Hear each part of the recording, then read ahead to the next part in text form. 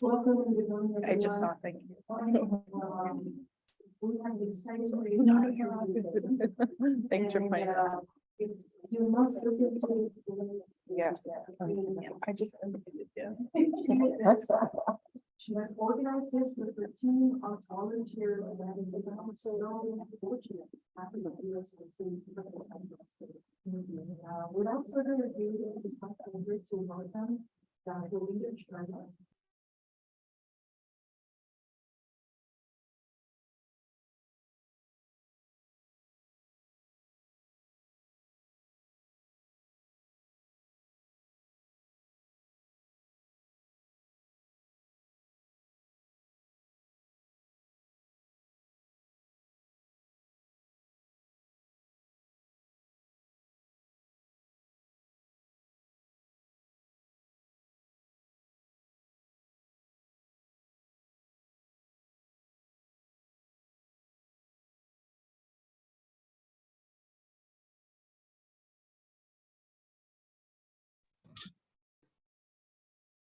Hi, Rita, can you hear us? You were muted. WSR was muted. Just nothing Majibin said came through, but I am here and I can hear you now.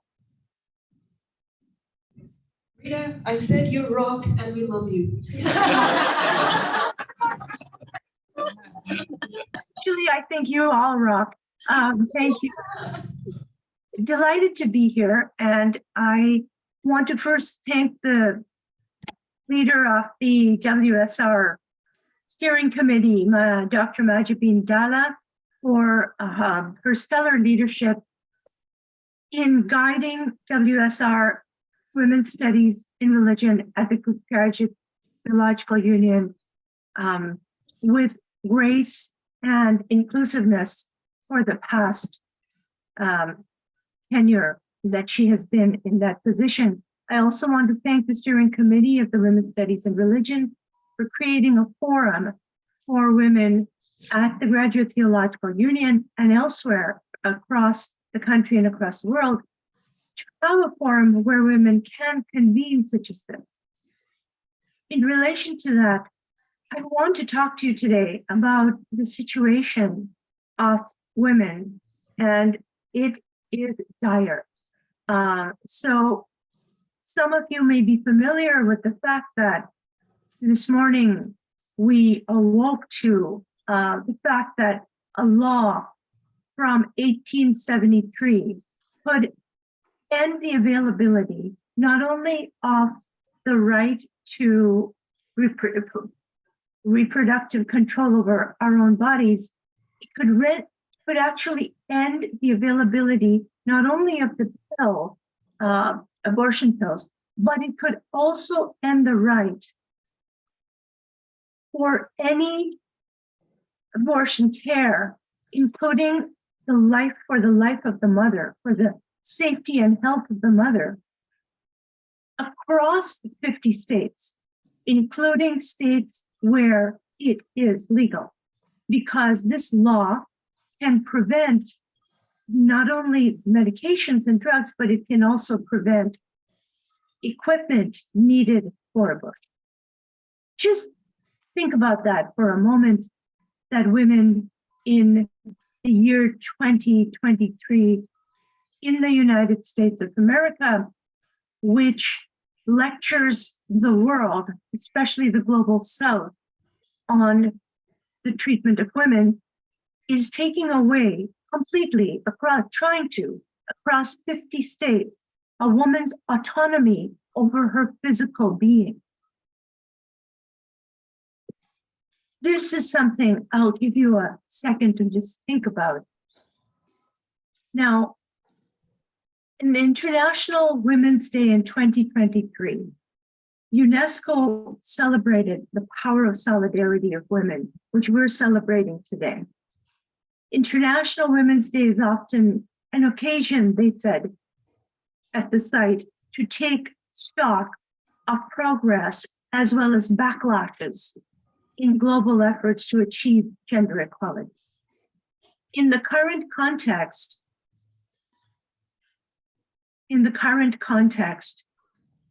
of multifaceted crises, from wars to recession to climate change to the digital divide, which impact women first and worst. The picture looks bleak. In the face of these challenges, UNESCO urges the world to celebrate girls and women across the globe every day, while the organization continues its work to change the mentalities in support of gender equality. In my recent book,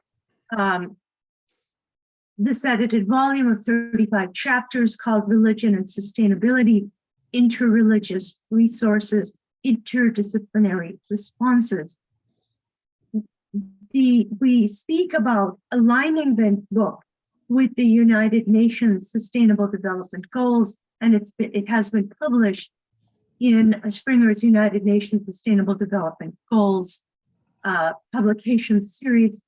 And so one of the goals that the book aligns itself with is SDG goal number 5, which is precisely for the development and support and empowerment of women and girls globally. So in relation to this, the last thing I will cite from the UNESCO International Women's Day is that from UNESCO's perspective, women's leadership is indispensable to confronting the growing demands of urbanization across the world, which often further gender inequalities and can exclude women from public and political spaces.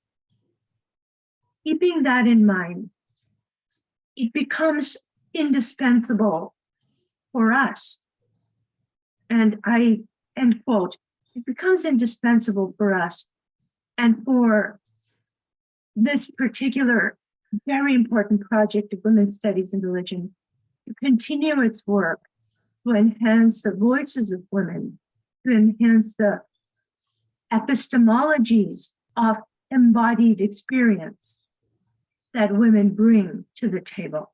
It's not only about representation, it is about epistemic justice. It is about including the knowledge of women from their intellectual, spiritual, and embodied experience. I thank the Women's Studies and Religion program for offering this conference today. I want to conclude by introducing Stephanie DuPont-Penza, who will be following me and offering a centering practice. Stephanie is a PhD student at the Graduate Theological Union. She will be joining the Center for Dharma Studies and continuing her studies in yoga studies and yoga philosophies and traditions. She is also the managing editor of the journal Dharma Studies and a yoga teacher, and I am honored to be able to introduce her. Thank you, Stephanie.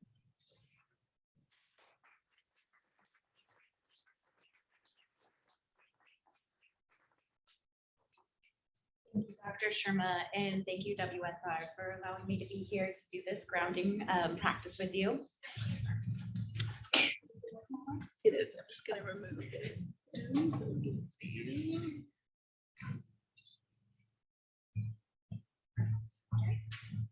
So what I'd like to do today is just a short grounding practice to get us in our bodies and in our breath. When I thought about this, I thought that our breath is something that unites all of our traditions. It's the breath of life that we all carry with us. So if possible, if you could place your things to the side so that you can sit down with both your feet on the ground. And then if you can scoot back so that you have some support on your back. And then if you're comfortable, you can close your eyes or pick a gazing spot on the floor. I'm going to sit down with you.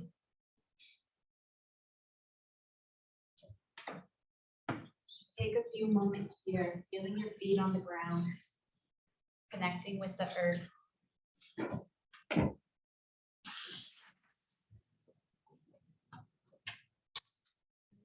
The seat underneath you.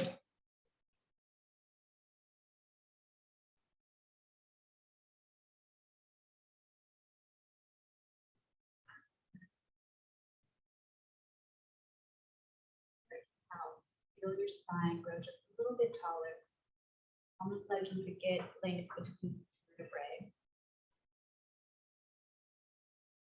Your exhale, feel yourself root into the earth, root into your chair.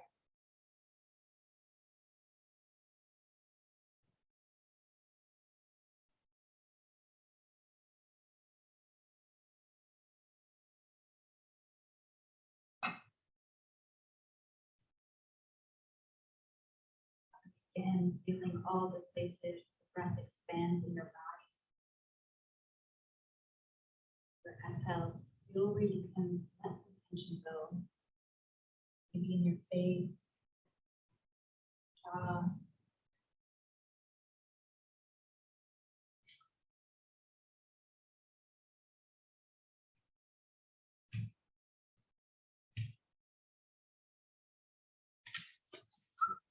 All the places the breath touches your body.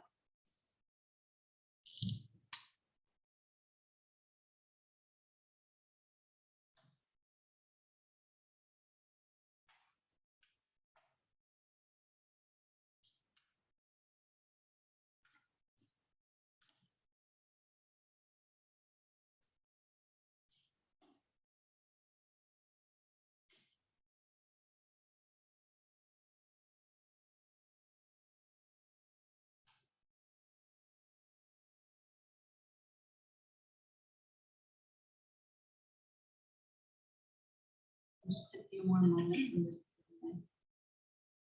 moments to appreciate your breath. How it can calm and ground you. Center you in the present moment.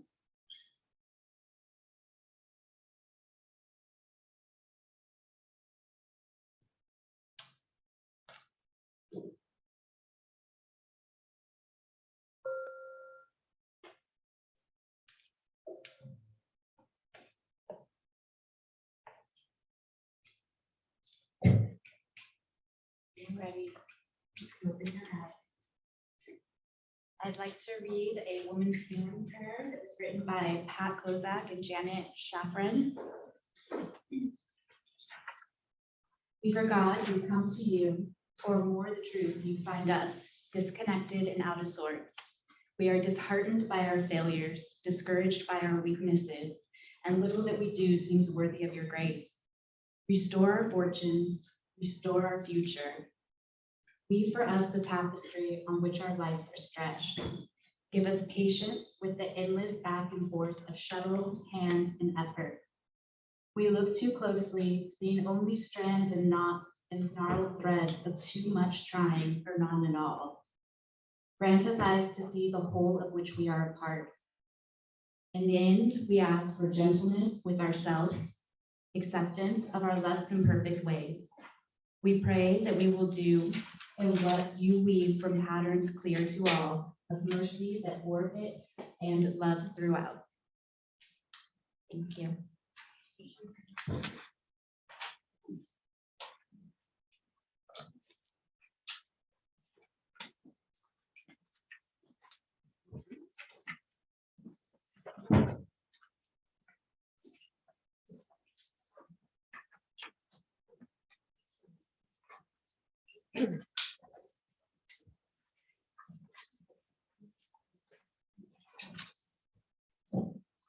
Can everyone hear me okay? Okay, great. I think panelists, just be sure to speak close to the mic for our sound, because that's the most important thing.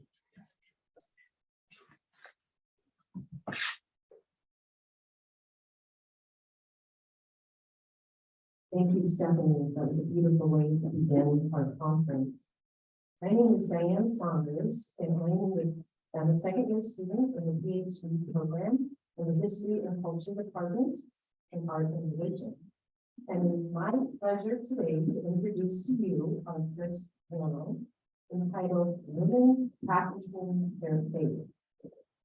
Our presenters are Lisa Calvez, BDMF, who is an MDiv student at the Graduate School of Theology at Santa Clara University. The second presenter is Raya Hazini. She's a master's student in the Historical and Cultural Studies Department at GTU. Yanan is a PhD student in Theology and Ethics at GTU. Zeinab Vessal is a PhD student in Historical and Cultural Studies and Art and Religion at GTU. And with pleasure, I present our faculty presider for panel 1 is Dr. Kirsi Stjerna. She is the first Lutheran Los Angeles Southwest California Synod Professor of Lutheran History and Theology. And she is the Pacific Lutheran Theological. She's with Pacific Lutheran Theological Seminary, and she is of the board doctoral faculty here at GTU. Welcome, we all welcome.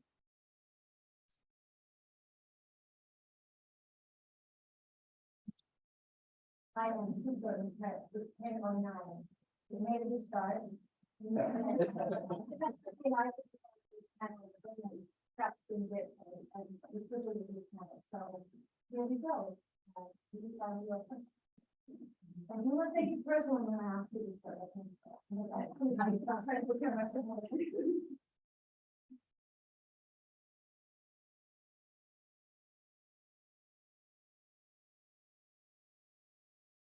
Good morning, everyone. I'm Lisa, and my topic is about textual and artistic analysis of Mary in the Bible and the Quran. My thesis would be Mary bridge towards communion between Catholics and Muslims. So I would just like to briefly present to you my outline. First, I will tell you about my motivations for doing this study. And then after that, we go into the textual and artistic comparative analysis of this specific event in the Quran and the Bible, the Annunciation. And finally, from the conclusions you can draw, we will talk about Mary as bridge towards communion. So I'd like to start with this experience that I had that was in 2014. You remember there was a war that broke in Gaza. And I was just beginning my religious vocation then. I was a novice, and I was praying in our chapel, and I was seeing all these images. And I come from the Philippines, from the southern part of the Philippines, where the Muslim population is dense. But there, I really grew up with Islamophobia, because there was a lot of terrorism from Islamic fundamentalists there. So I was from that background, and this year I was hearing all this news. It was just there in the chapel, and oh my God, what are we going to do with these people who are destroying lives? And in that moment, we were presented with this poetry. So I'm just putting here an excerpt of a poetry called Maria Mama Querida, Mary, Dear Mom, from the founder of Bourbon Bay, that's my order, Father Jaime Bonet. And I was just really staying with these words that I put in bold. Mother of all peoples, all the peoples in the world constitute your immense home. People of all races, of all nations, of all colors and tongues, we are one in your love. But it was just so hard for me to enter because I was just really putting like X marks. All peoples, but except this one, and this one. So I was trying to enter with this text in prayer, contemplating this Mary. And suddenly I felt like I was walking in a different dimension. Felt like I was in a room, but like filled with so many people. And I just opened my eyes and I saw that I was in a room filled with people, but like Muslims were like near me. But like these were Muslims, but I saw these people who were like the terrorists. I was thinking, but at the same time, I was hearing some sort of heartbeat. And in that prayerful moment, I hear a voice. He was telling me, Lisa, it's okay. You are in my heart. You are in my heart. And then these words came with different meanings. So really, I am very sorry. Like this is how it feels that all of us constitute your whole. So like these Muslim brothers and sisters are also brothers and sisters. So this is for me, that was like a really important start of my conversion. And that has been like the beginning of this journey. And it was like almost 10 years ago, as I remember that specific experience. To my surprise, this semester I enrolled in the Quran class with Dr. Hazini. And that just gave me a lot of surprise, like, oh my gosh, of course they know you. They know you even better than I. They are in the Quran even mentioned more times than in my Bible. So let's start all this discovery of what's common between Christian Catholics and Muslims based on our sacred scriptures. So like in the Quran, Mary is the only woman that has a chapter dedicated to her. Like it's the chapter 19 called Surah Maryam. And among other Moses, Abraham, like these patriarchs who have mentioned many times, Mary is one of that who has been mentioned frequently. And her whole story is contained in chapter 3, the Ali Imran, and also in chapter 19, Maryam. And in Hadith literature, you can also see her as someone very important, together with Fatima, the daughter of Muhammad, and other women mentioned there. A model of purity, chastity, a model for all men and women Muslims of compassion, of purity, of chastity, obedience.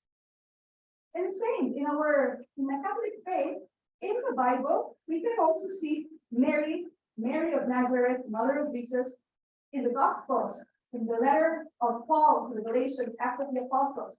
If we use this typology, theological reading from the Hebrew Bible, we can also see her there, the apocryphal text, the traditions, important woman because she's the Theotokos, mother of God, perpetual. These are other dogmas mentioned to her, and I will not mention to you all the devotions, rosary, pilgrimages, deliveries to the Blessed Virgin Mary.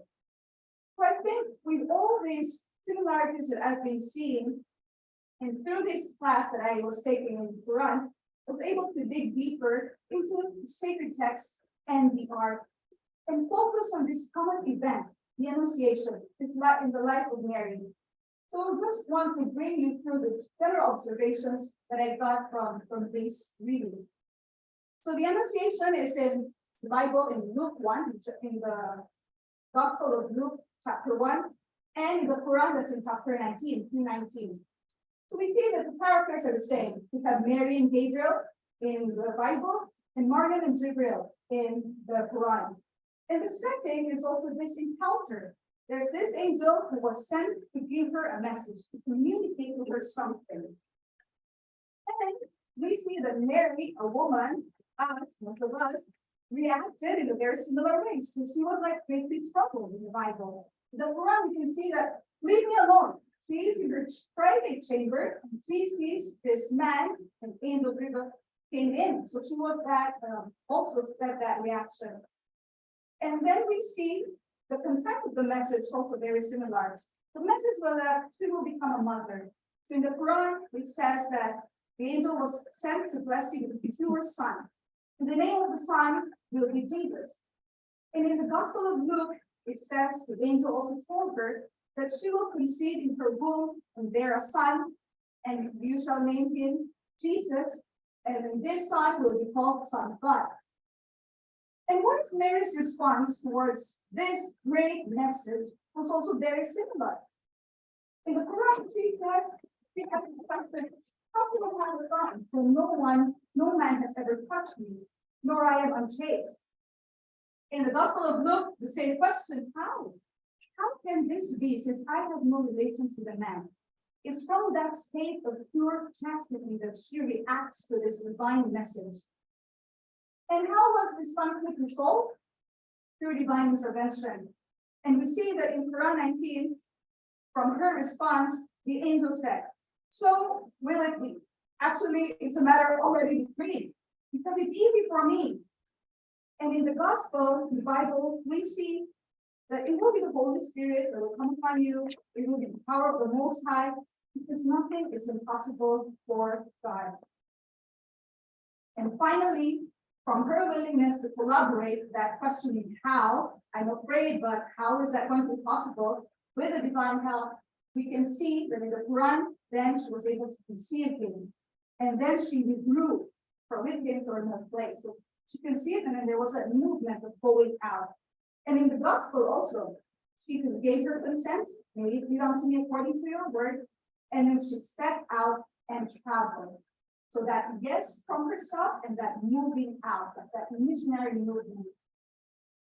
So from that scriptural text that we see some things are already common in the same event, I'd like to invite you now to look at also this artistic rendition from the medieval art. So we are in 14th century. So this is from the chronology of ancient nations in Iran. And here we also have the annotation from the Book of Hours from England. So we see that same characters are here. And we see that the hand gestures, you can see that they're also like engaged in the dialogue, right? But you know, like the engagement. And also in this era, you can see the colors are also very relevant. The color of Mary's clothing, blue, dominant blue and red. And what's also same here, we see also with blue and red. And we can also see that Mary somehow in an inside structure. Like he has this like covering here and also here. And when the angel looks like from coming from the outside, right? So like that outside external environment. And then her position, she is here cross-legged, and here she is seated. She is seated. And then the angel's wings are also similar. They need to be typical from that, from this era, more pointed wings, and all these flowing robes and cords. And here, this kind of flowing mantle or clothing is like a straw, and it's written Ave Maria Gratia Plena, the greeting of the angel. Yeah, so I think there are other things that we can notice from these commonalities, but in the end, it was really just to see that from the textual and artistic tradition, from this common event, we can see a lot of similarities already. And for me, I begin to see more and more that there are a lot of points that we can dialogue between these two traditions. And from there, I was brought to see Mary as a bridge towards communion, because there are so many things that we can already start talking about, our similarities. Mind you, this image of Mary as bridge does not really come from the beginning of our history. You all know that. You see, just in 1965, in the part of the Catholic Church, Second Vatican Council, this revolution with Dei Verbum, this dogmatic constitution that calls the church to go back to sacred scripture, to what is revealed. And this declaration, Nostra Aetate, 1965, with also a relationship, the church relationship to other religions. And specifically when it mentions Islam, and there comes out the figure of Mary, well, she is also known in this tradition. And I was very surprised in my research that just in 2019, Pope Francis made a historical visit to Abu Dhabi. This is, in all these years, the first papal visit to Arabian Peninsula. And since then, there have been many other things and initiatives that came out for this dialogue. And from the Islamic tradition also, just in 2007, they came out, the common word between us and you, a document signed by 138 Muslim scholars and intellectuals. And finally, if that is from the hierarchy, I want to show you also that from the lived experience of the people, you can see a lot of Marian shrines that become an interreligious experience, spaces in Lebanon, in Syria, in Asia. We have this Medina Church in Singapore, in the Philippines, in India, and also Our Lady of Africa. With this one behind her, there's an inscription: Our Lady of Africa, pray for us and for the Muslims. This is in Algeria, in Turkey, and in Abu Dhabi. This was the name of the sheikh, Princeton, and they changed it to Mother of Jesus' name to show their tolerance. Our Lady of Fatima, Mary and Fatima, an important name for Muslims. So finally, I just want to end this presentation of Mary, the bridge for communion. And how can this be? Let's trust that it will be with divine revelation that can help us towards our efforts to be bridges of communion, especially us women in this time, theologians, scholars, that we can put our studies towards communion instead of tradition. Thank you.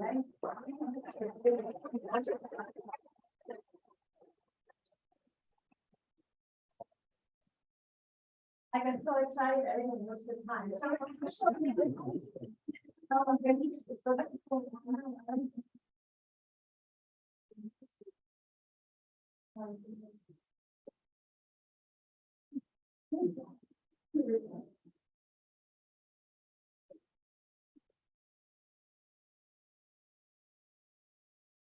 As she's getting ready, my slide, maybe, I just want to say, as a religious studies major, this last month we've had Vessal, we've had Easter, Pasta, Ramadan, and we're now, and currently in the high faith in Ramadan. So the Abrahamic religion, all this month we've had a holiday. So I would be remiss if I didn't mention that.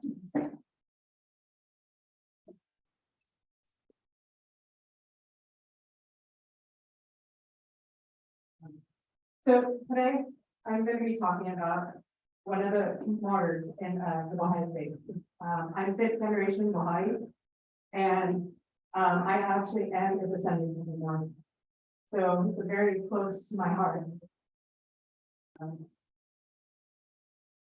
So today I'm going to be talking about Fatima Borodani as being Persia. For time's sake, she has multiple names she goes by, titles she goes by. I'm gonna be using Taharet because our prophet and the founder of the Baha'i faith, the whole law, gave her that title.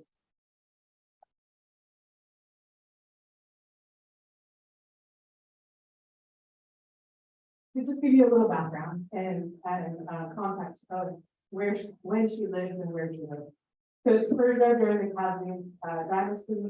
It's a patriarchal world. Women had strict rules of living and dress code. And I have here the wearing the veil because that one is in the story. Girls had basic education. And then also girls were marriages were arranged.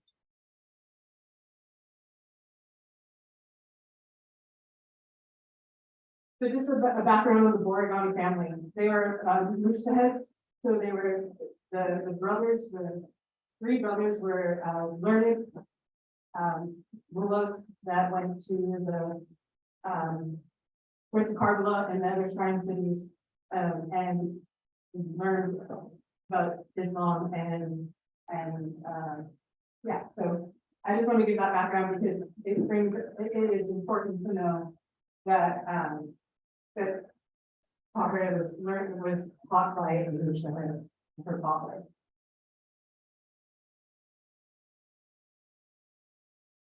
Right. So Taharet comes from a privileged family. Like I said, her father was a Mujtahid and had a school in Hazini. He had 7 daughters, so 7 daughters needed to be educated. So he started the girls section. And in that girl section, the girls flourished. But Taharet was one that wanted more, always wanting more. And so when she asked if she could come to the boys section, her father actually put a curtain screen so she could sit behind him and was told to be quiet, so she couldn't partake in class. But she got to be able to learn with her father with the boys. Again, she loved to learn. She knew Arabic, Farsi, Persian. She was versed in the Quran, the Hadiths, the tradition, and fiqh with her students. And also her mom was a learned woman, taught her poetry, and she was also known as a poet in Iran today. She was so on fire, if I can say that, on learning, that boys would have debates with her about the Quran. She would always, quote unquote, win the debates. And so they said the townspeople of Calvez were like, she's a good, she can go on. But like I said, in the earlier slide, she was a little woman, she's a girl. And societal norms, although she lived outside of societal norms, she was going to school, she couldn't. So when she came of age, around 13 or 14 years old, Tahira was married to her cousin, her first cousin, Mohammed. And Mohammed was going to go and become a Muslim, his family, his father. So when he was of age to go, a couple more years, they moved to Karbala. In Karbala, he started his studies, and they had 3 children, Ishmael, Ibrahim, and Zeinab. And they were there in the Shrine Cities for 13 years, trying to gather his education, and then they returned to Calvez. Now, Tahira's spiritual growth. She's a Shia woman in Iran, or Persia at the time. And she, again, was always thirsty for knowledge. She went to her maternal cousin's house in Hazini. His name was Ali. And she asked for books. She wanted to read books. She took her into the library, and she looked at all the books, and she's like, I want those. The books were on Shaikhism. It's part of the 12 Shia, the sect of the 12 Shia, and Sheikh Ahmed Asari is the founder. And she read the books between Sheikh Ahmed and Sayyid Qutb, who was the current leader of the Shaikhi movement, and she realized that for Islam. This is what she wanted to do. This caused a rift in the family, huge rift. And she had to leave her husband's house with her daughter and go back to her father's house. Her father being gracious and saying, please don't do this, rethink it. Tahira is like, no, I'm gonna do this. Along with her sister, brother-in-law, and daughter, they traveled to Hazini because Tahira was writing letters to Sayyid Calvez. And this is where Sayyid Calvez gives her the title Koakohani, the solace of my eyes. In Iran today, if you say Tahira, if you say Koakohani, she's referred to her poetry. The poetry is very revolutionary and very feminist. So they make their way to Karbala, which is hundreds, maybe even 1,000 miles from Calvez. And as they're getting there, as they're approaching the last 10 days of their travels, word got out that Sayyid Calvez died. The man that she was going to go to, her teacher died. When they got to Hazini, they went to the widow's house, and the widow actually brought them in and took them in, and she actually started teaching the Shaikh movement, and she did that for almost a year. When so in the Baha'i faith, we have a twin manifestation of the law that comes 19 years before Baha'u'llah. And it's 1844. So if you think about that, it's a women that were here in the US, women were having the Seneca Falls. I'm sorry, that's a couple of years earlier, but the women's movement was starting here and getting ready to go. And so Tahira was doing that same movement, wanting to be heard, wanting to express herself. The government was really harsh on her. And so the widow had to take care of her. In 1844, the ball was found. And the Shaikhi movement, the Mahdi was coming. The coming of Christ here also in the US was thought. And so before Sayyid Calvez left or died, he told his disciples to go and find this Mahdi. He was found in 1844 in the town of Shiraz. And so when that happened, the word got out. We found the Mahdi within the Shaikhi movement. And Tahira instantly started thinking about how she's going to get to the ball, get to this leader. Oh my goodness. And So she had a dream, and then the dream told her that this man with a green turban is gonna talk about the Surah of Joseph, which is in the Quran.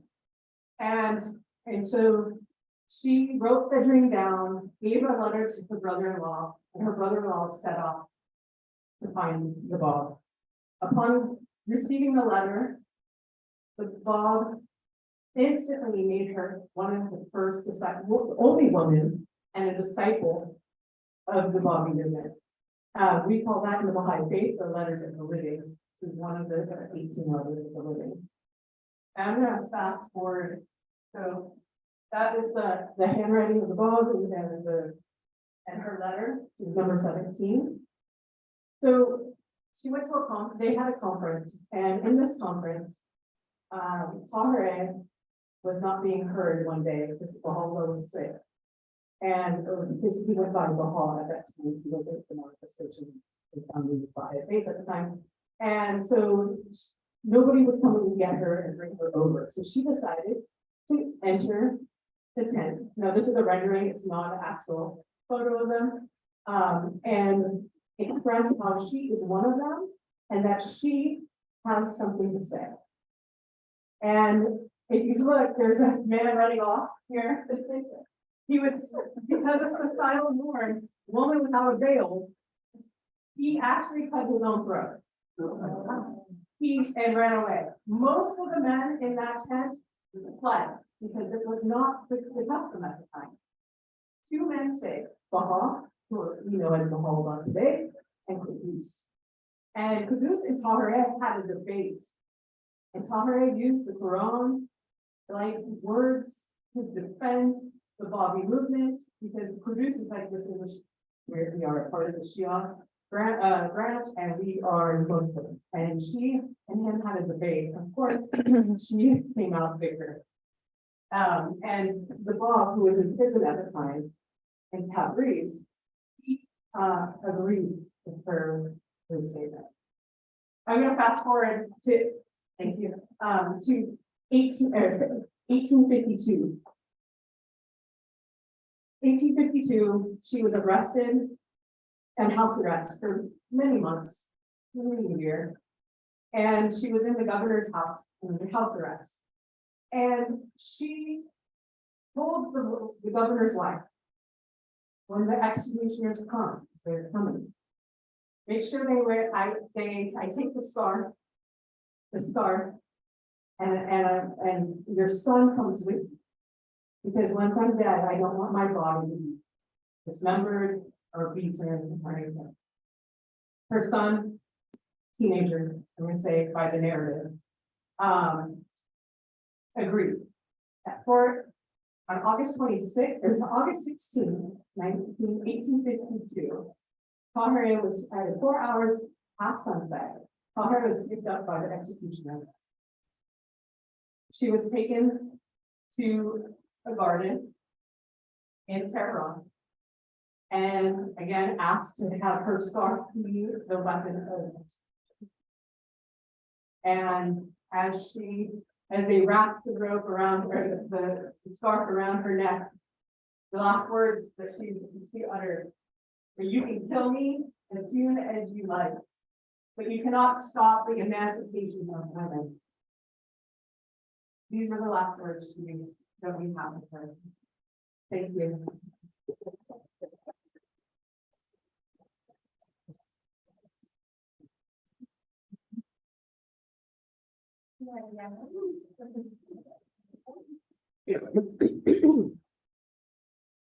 I hate to be the weenie. It gives me no pleasure when I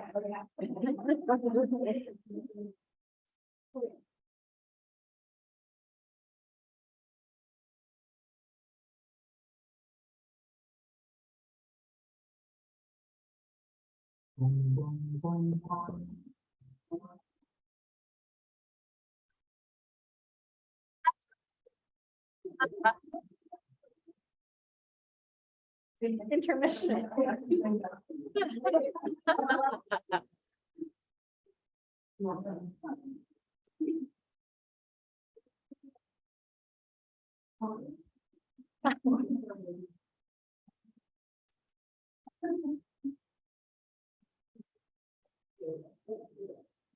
While we're getting this ready, everybody, this question is you, we have a little bit of time to get in, so we should have some time, but we're ready to ask what kind of thing we have to have.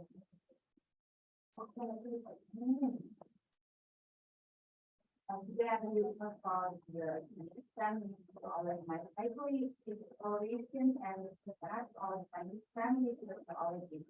In many Chinese churches, women make up the majority.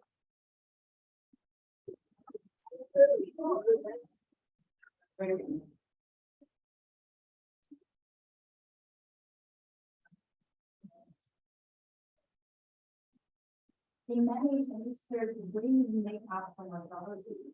Yet they often face marginalization with the power structure and scholarly history. Unfortunately, family theology is often viewed as passing trend. Feminist theology is often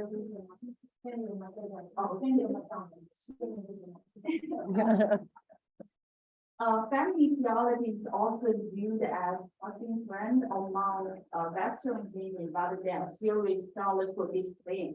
In this paper, I will examine the development and the characteristic of both Western feminist and Asian feminist theology and explore various approach for development of Chinese feminist theology.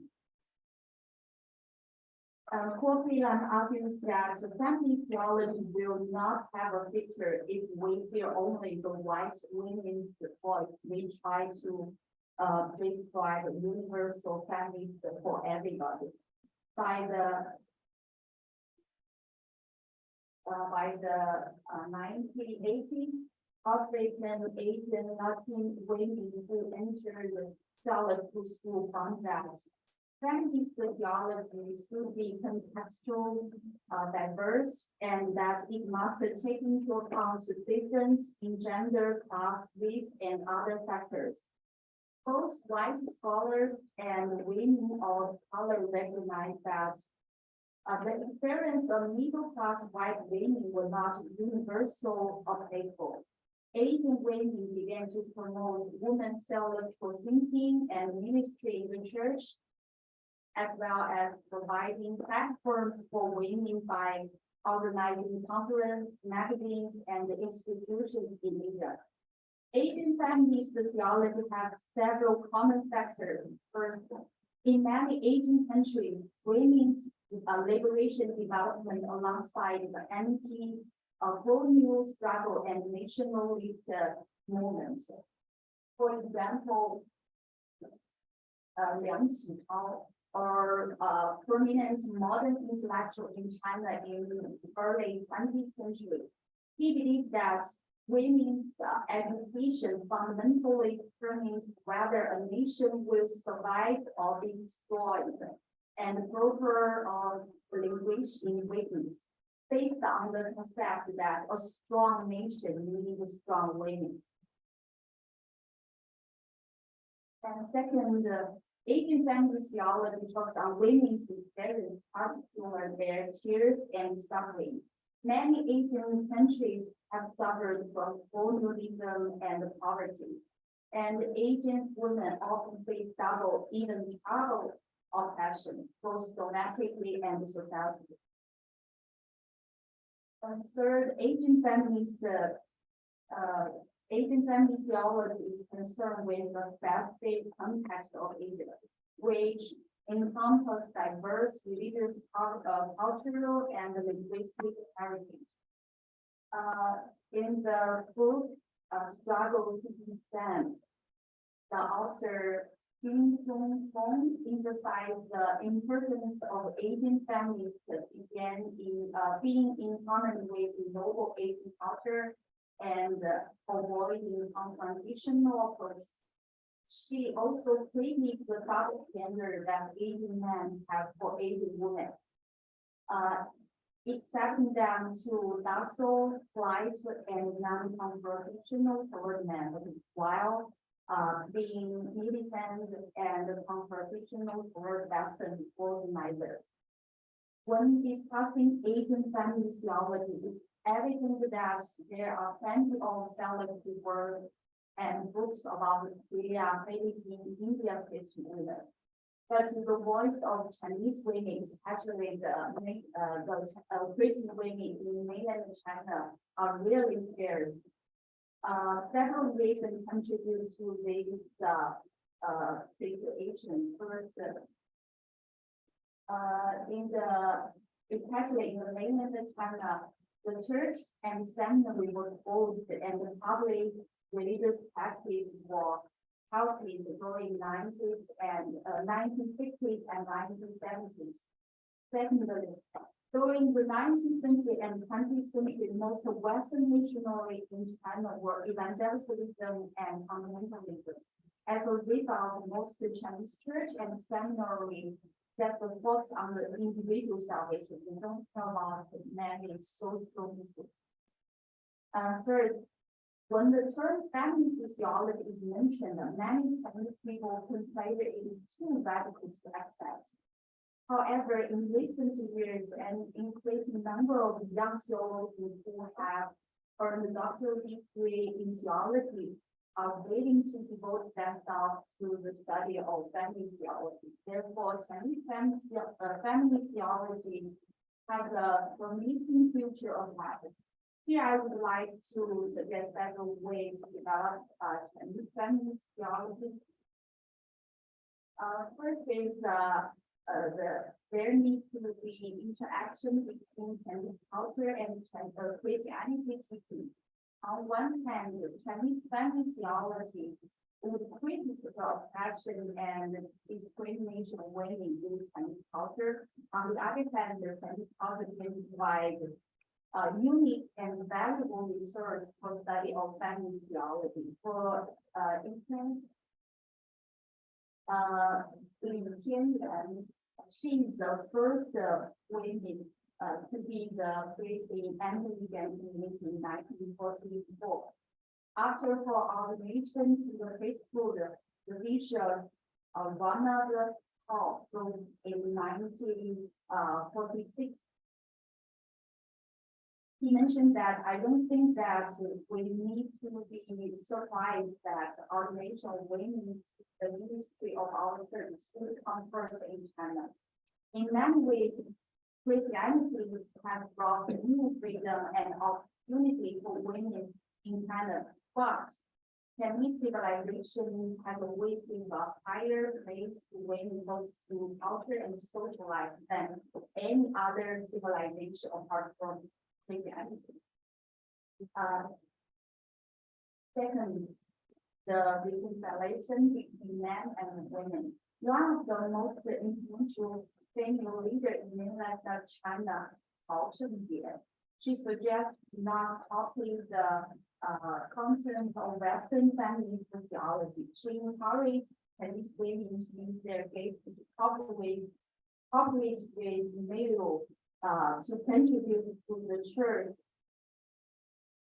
Chinese feminists only need to encourage women's life to explore equal space to develop women's potentials, but also need to emphasize the cooperation, solidarity, and reconciliation between men and women.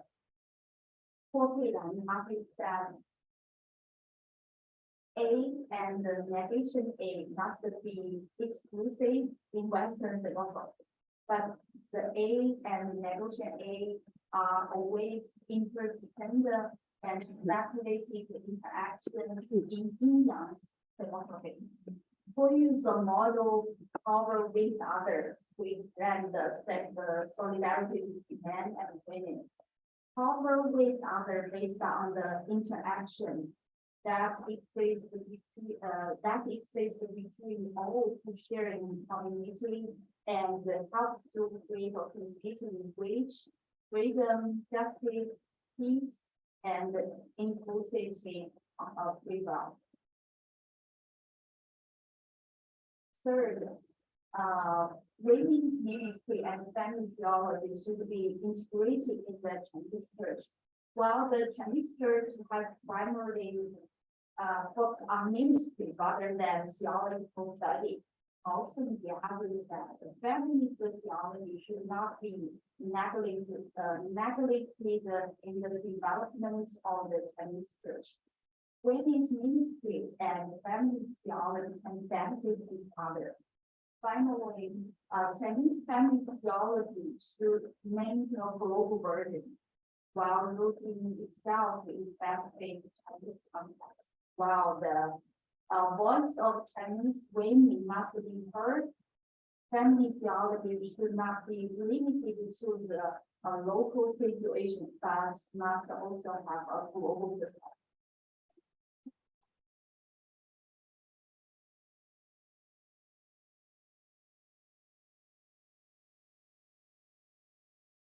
Yeah, then,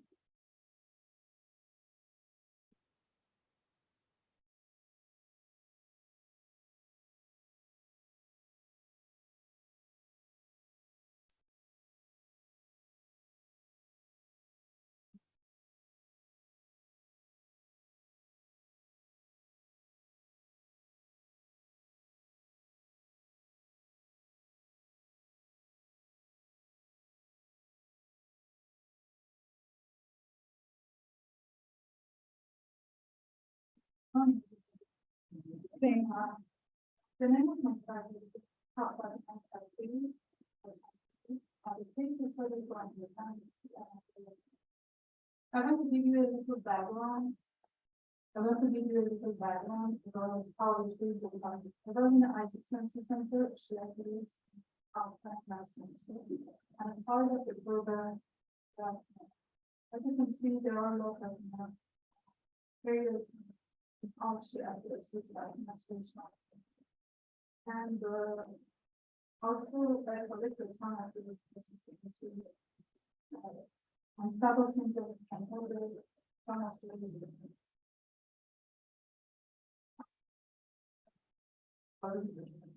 in some cases and took some photos from the founders to working on the attachments for the connection between those that provide before as a doing some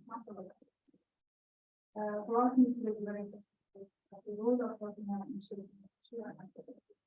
Who good are the people founders and who the others from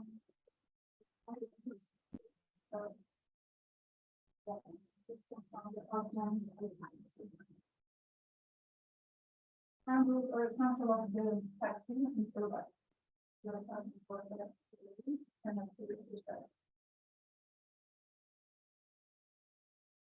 Talking about is the daughter of the daughter in Hannah. Mostly happening studying in 2 days and each talking about the relationship with the family member, the secret, idealized, the show, critical, and proper relationship. Second partners is human quality is a popular subject in shared ideology. In each partner is the social ethical ideals of charity, patience. Third partner passionate is huge, blaming the role behind the lack of balance. In this regard, Dr. Martin's reports undo shed light on other aspects of the partner through textual analysis of her son. Until then, the other aspects of her character led to the estate. Like her influence and role of forming the sheer theological discourse and approach in using natural intelligence. Fatima as a director of 40 families celebrated in Shia, natural culture, and Negro culture, specifically in part of the illustration and African, which are the in addition to all of the political aspects and the new representation in Shia, she also worked with emotional and material needs. The remaining behavior she has are really not in my in this study, I aim to demonstrate the role and influence of Fatima as a woman on religious practice in Shia Islam and Shia interpretation of their approach in leading the story from martyrs to play in groups that are chanting the special blessing. For the literature review, I find some articles and mostly good days short publication about Fatima's essay. There is yet to be a comprehensive investigation on the importance of the material from which testing is traditionally related and the use of the beads in its frontier. In this regard, for example, users can use an anthropological approach to analysis testing, and this African Islamic history and society. Like these, the focuses on fifth Islamic evidence for the study of testing in the Calvez study. Also, the group video is noticeable as the most detailed in this that examine various advanced tradition, including Islamic tradition, as well as the spiritual and universal adaptation to the practice and safety. However, this research contributes to whether it's writing in history or materialism study and share activity. The history of testing, which is the source of Buddha, to be seen in Islamic tradition activities. Abu Hanifa, the Sunni scholar, narrated from the Prophet of Islam that people do not see in an assembly in which they remember Allah without the hundred signs of nursing following them, and Allah mentioning them among the origin. In this regard, Fatima is narrated as the best prophet, without Muslim, but constant remembrance of Allah in dread or chanting. Prayer deeds are referred as tasbih, isbah, tasbihah, and other names that Muslims have used for centuries in a specific order of purposes and the presence of Allah. Sunni and Shia both believe that Fatima is receiving the order of the famous day of the Quran, how to start a group of chanting from the Prophet of Islam. Based on early Islamic data, Fatima transformed tasbih from a steering market to plagues. She found the famous countenance from her fingernails of full back or soul from the different appearing at the public time, on which we were educated by the Prophet of Islam as celebrated forever, which means international market. And subsequently chanting the those specific things became one of the leading Islamic societies to reflect the Fatima of time. There are many hadiths in Islam about the importance of tasbih of Fatima as the daily obligatory day of Salah.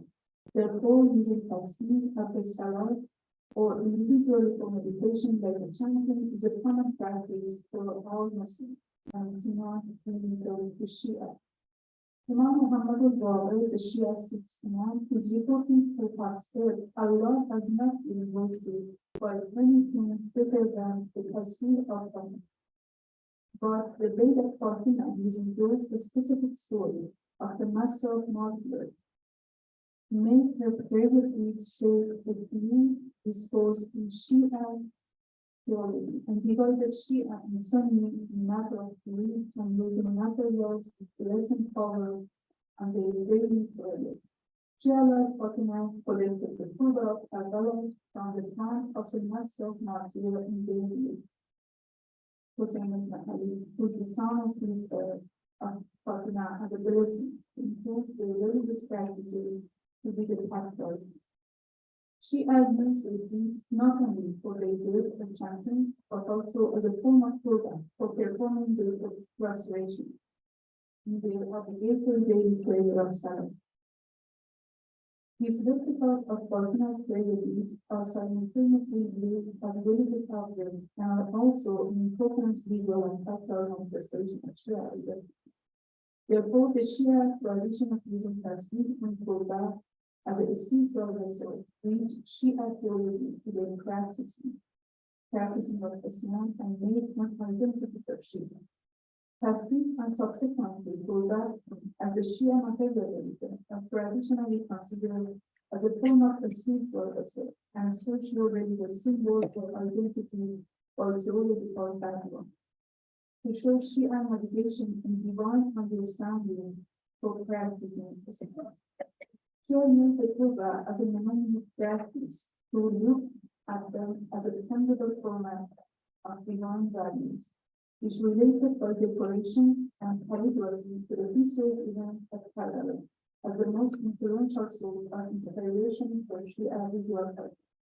As you can see, many of those programs are mentioned the name of the sample obviously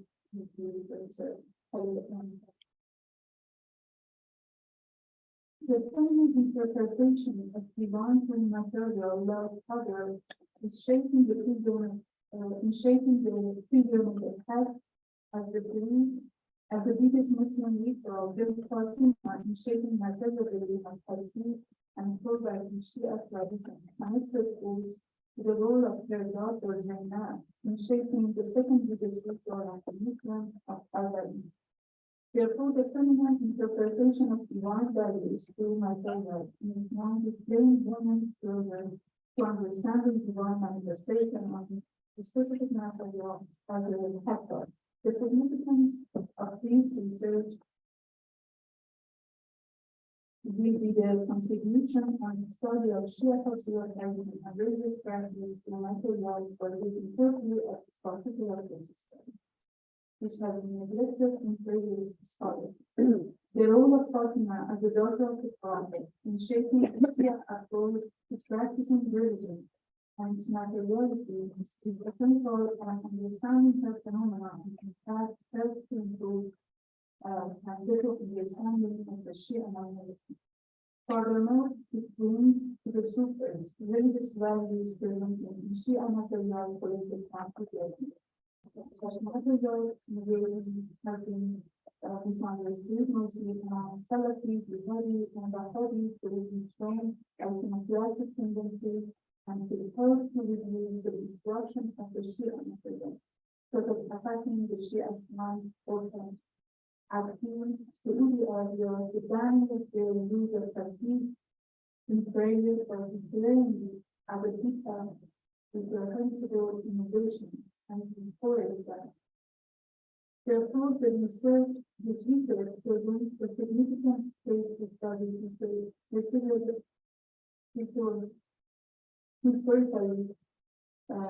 the use of the leaves and showing the political significance.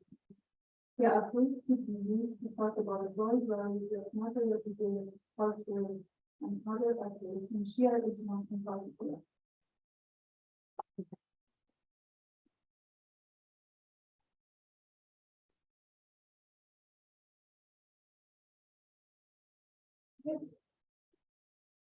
I hope I've seen the discussion.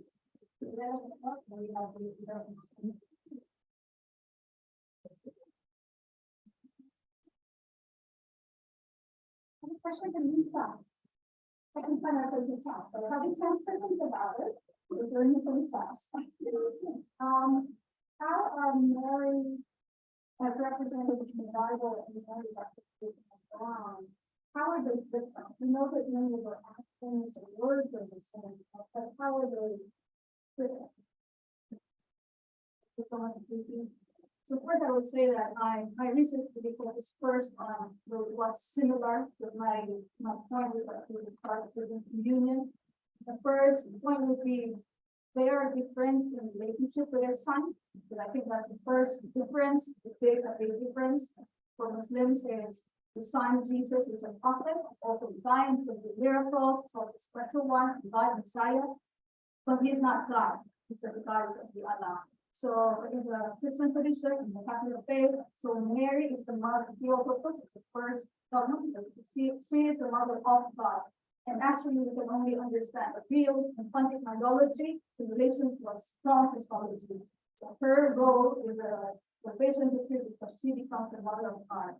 So her in relation to son. Another one would be, comes to my mind now, would be in the Muslim tradition, you can treat Mary independently. Because her Mary, the mother of Jesus, well, just Mary, the model of faith, model of obedience, chastity, purity for all believers. But for Christianity, that is also being done, but that's quite rare because Mary is always attached to her role with Christ. That's fine. So I believe that there would be more things that just focus on like textual analysis, but I can take that for future investigation. Thank you very much.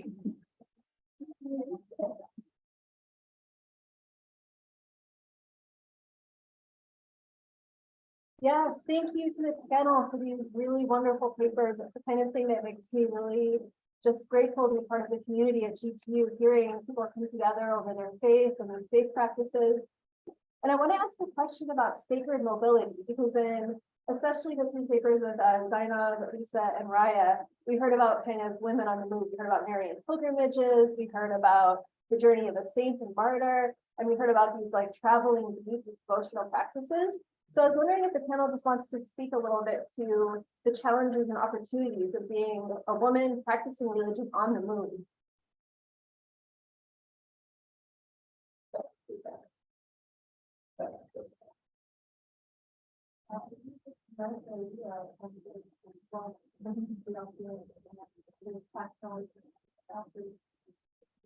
Yeah, I cannot but I feel like it's happening.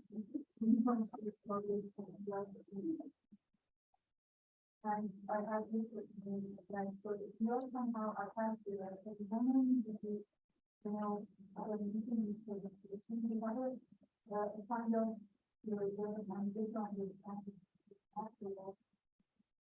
Yeah, I do know the other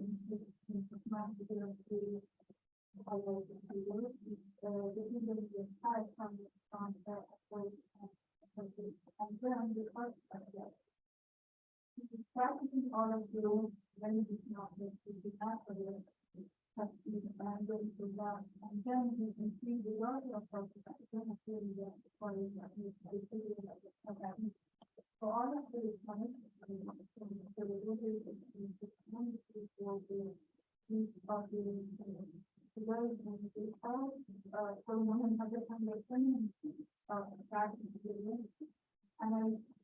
and I'm not sure if this is the right one now, but I'm feeling women, by the nature of, understanding the matter as we refer to the analysis of the beginning, the goal, and state of the beginning. So, and you're used to the family, the family, the matter. Yeah, and this is, yeah, this is the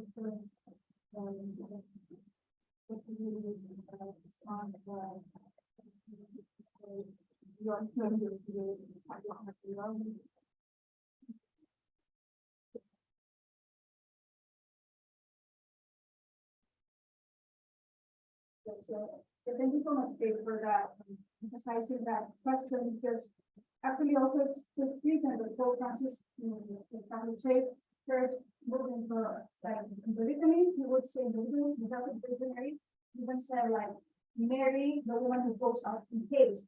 Because after the Annunciation, because that's not there, that's not present, but after the Annunciation, she traveled to visit Elizabeth and to give service to her.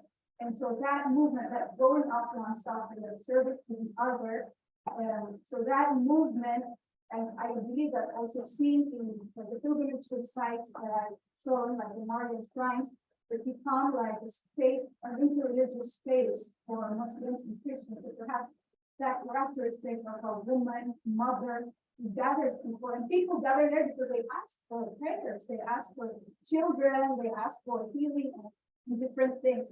So I think that's even an opportunity space that we can talk about.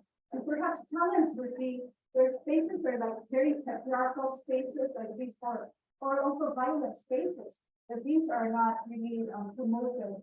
So, but yeah, I noticed that there's also that the sacred mobilities in this video.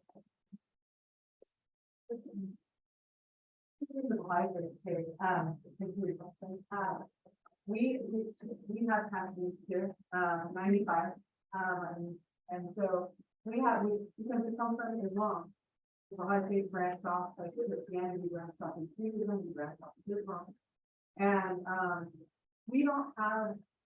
We're under 200 years old, so we're babies in this game, right? We're newcomers in this game. We eventually will have houses of worship in every community in every state, and every in the world, and, but right now we only have one in, North America, and it's in, Rhode Island, North Carolina. But everybody's welcome. If you actually walk up to the house and look there, there's from James symbol all the way up to the 920 star, which is another Baha'i symbol, is welcome into the space. We have, the 95, we say Allah Akbar, 95 times each day, and use the IUD. But as women, Baha'i faith is a patriarchal the structure, but there is equity, gender equity within it, and it comes from Calvez. Her being one of the first women to be insightful and to be heard and to be put on the same plane. So as a first generation Baha'i growing up in the faith, we hear the story from little girls all the way up, because it's the power of knowledge and in the Baha'i faith, it says that in the writing, says if you have two children, a boy and a girl, and you only have enough money to send one of them to school, you send your daughter. Because she's the first teacher of the child, and she is in the community, working in the community. So we don't have necessarily rituals in the sense of other than saying our prayers, we kind of get our religious prayers kind of day, saying our God once a day. But in the higher faith is what, although it looks is a patriarchal structure, women have just as much. Thank you, Kanika.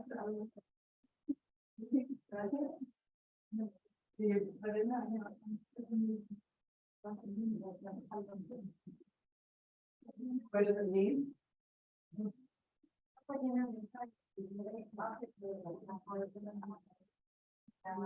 think kind of very interesting. We'll really quick that it has a very strong hierarchy structure.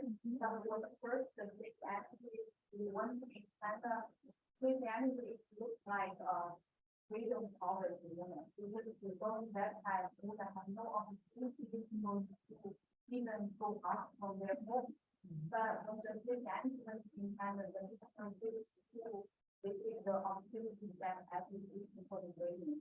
Many women learn how to speak, how to write in the school, and many of them in the university and teacher and research leader. So even though when we talk about the Christianity, sometimes we really think the hierarchy structure of Christianity, because we also appreciate what the missionary kind of I was just going to answer Zeinab. As Allah is God is glorious. Yes, thank you. That's what it is. I have a question for Raya. I'm just curious, I think that there was a moment in your presentation where it seems like there was a debate in Bahabism about whether or not it was a faction of Islam or its own thing. And I think because of time, we then ended at a place where it could become its own thing. And I was just curious, it sounded like Tahira, was advocating for some more separation. I was wondering if you could just talk a little bit more about that, and if one of the issues that was leading to the separation was like the role of women, if that was like one of the conversations. Yeah, so at the conference of the dad, when she walked into the tent unveiled and the debate happened, the conference was to come together because you had Bobbies saying that they're Shias and this is the Bayan and the Bob actually wrote the Bayan one book in Persian, and then they were practicing the same thing. So they had to come together and have a council, right? Come together in a conference and figure it out. Calvez actually uses a verse, and I didn't get to say it, that he says, I am the evil. use the Quranic term to like, listen, this is the new coming, this is the coming of a new era in a sense. And as the whole law, who will be the whole law, 15 years later, he heard that, and he gave, and the Bob actually confirmed when they had a private mail service going back to Calvez to give the Bob updates. And the Bob actually agreed with Ed and her and everything. So the debate was, and it came together. It wasn't just her making that decision. It was her producing the whole law and other Bob coming together and establishing, this is a new movement. And then behind the Bobbies that followed them.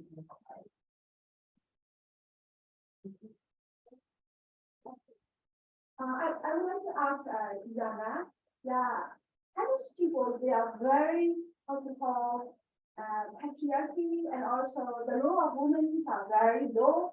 And so, and then when your presentation, I heard that the feminist movement in China is quite long. And so, could you share with me one thing, what the significant things Chinese feminists can perform and can do something in history? Yeah, as you say, the role of women very well in China, especially in the traditional culture. So there is something also very respectable women. For example, role of mother. Maybe partly we always highlight the role of mother to the children, to the family. So when we try to do the family theology and this context, I hope we can figure out some useful research from Chinese culture. And we also can learn from other traditions, other culture, how to value women's experience. And in the history, especially after the station actually arrived in China,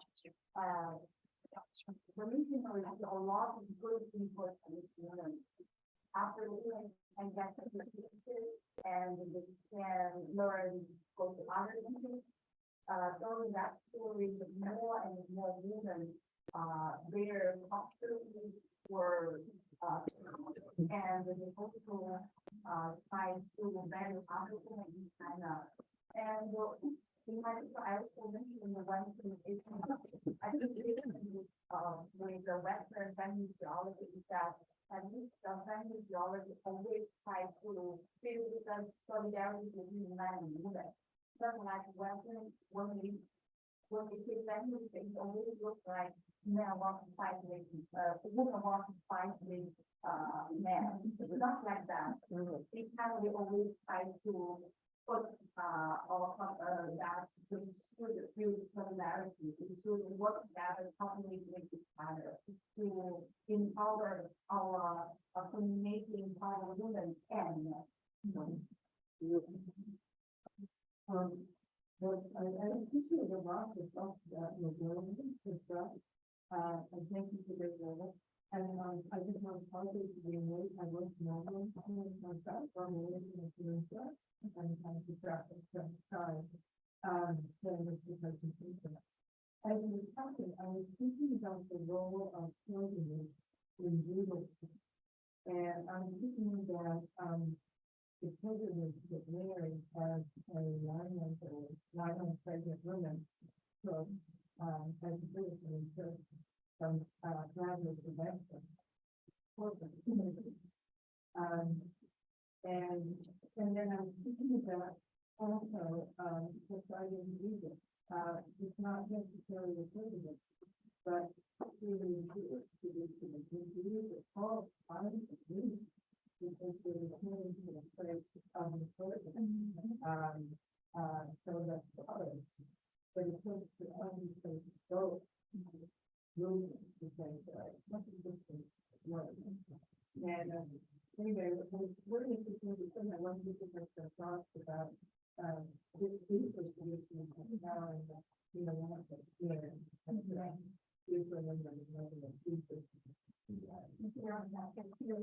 Oh, I'm sorry. Yeah, thank you very much. Yes, so when I was sharing my presentation with one of you came out, I'm having class in Quran. So the main point would be Christianity and Islam. Before as I further my research, that I'm seeing that actually it's over Jews, Islam, and from her came for Christianity and then also Islam faith. So yeah, I was seeing more things about that in my research. I need to focus on getting more better life from the Jewish tradition. But I totally agree with that because also if you also know that in the Bible, all those prayer movements, right? Yeah, all those religious that you just said. But yeah, I think it would be to even expand this one would be to include also like the Judaism, the tradition from the Jews. My study was mainly on the Quran and the Bible, so forth. Later, I'm on the college that I'm Lutheran and for centuries, Lutherans have thought that Mary is not significant, while she was very significant to us, Luther, and in all kinds of different periods, especially interested in Mary of the women, let's focus on something more important, and it's so exciting to see the recognition of Mary, and then with that,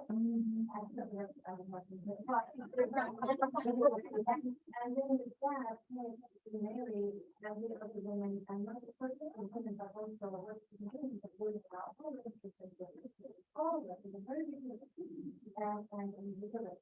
Although I was studying in Rome, I was the only Lutheran in the room, and I was asked, there was people, what do you all think about Mary? And I had no idea.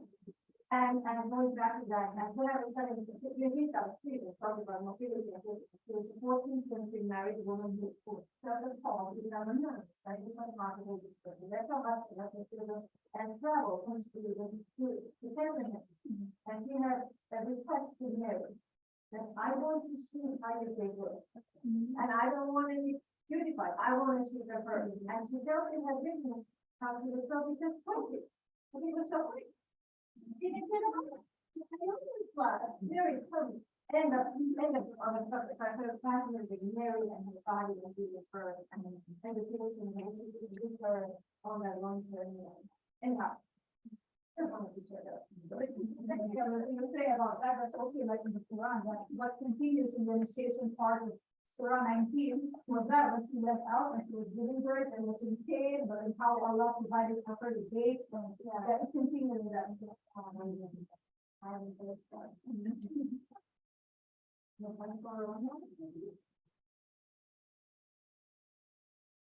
Well, I found it so beautiful. I was taking notes, that's why I wasn't really. I was more of the kind of the